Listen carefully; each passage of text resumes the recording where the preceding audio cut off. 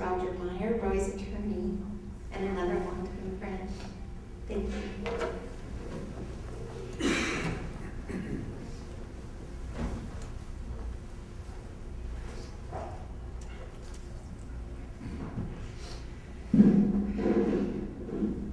Roy's and my relationship started personally in '58, but the roots of it were laid in Boston in the end of the '30s when he was at Peter Brent Brigham Hospital with my father-in-law, who was the chief surgical resident.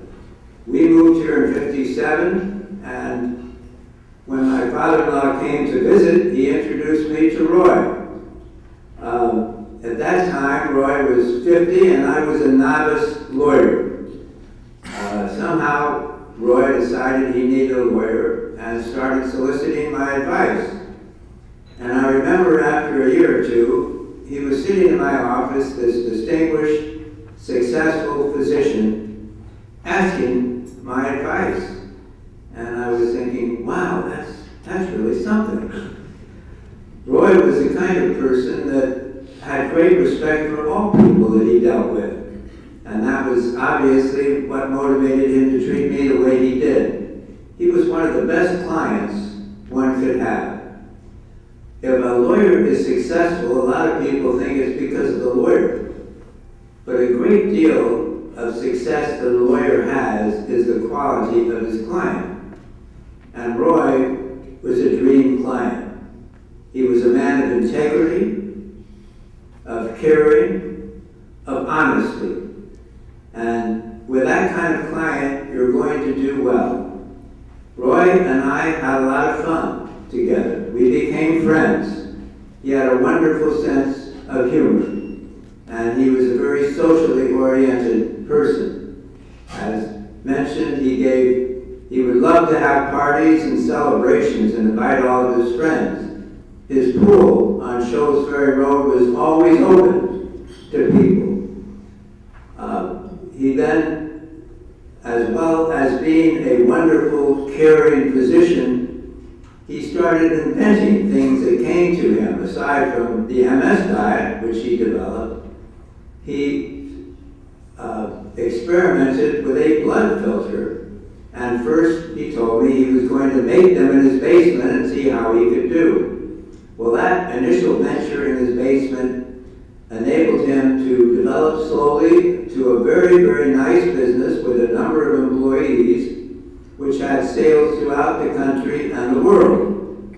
And he had occasion to hire a number of people that I became involved with doing employment contracts and so forth. Roy was a wonderful employer, and he had very many loyal employees who would do anything for Roy and were always looking out after him. That's another reflection of the kind of human being that Roy was the loyalty that his employees gave him.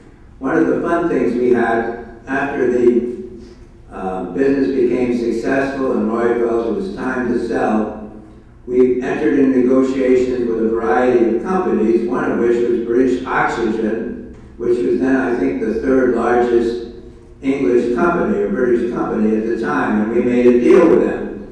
But part of the due diligence that British Oxygen did was send over their rather very British lawyer who came over and spent time going through the books, and then asked me that he would really love to have some companionship, and could I not find him a nice young woman?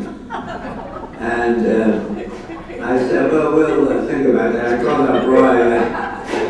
I said, Roy, I've had this request. It isn't the kind of service that we usually provide.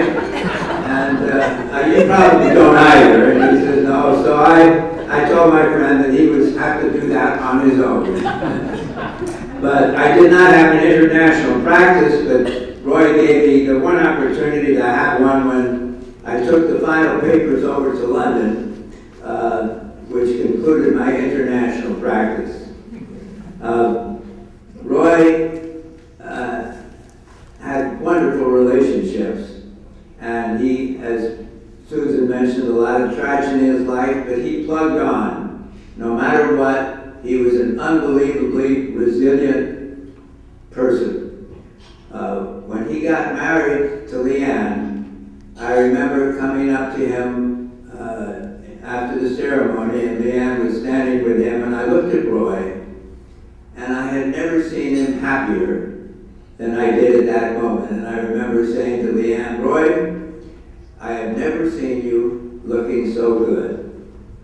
And I know that the rest of his life, with Leanne's support, continued in that vein. And he continued to contribute to the community and to the patients that he still maintained relationships with, and to his friends.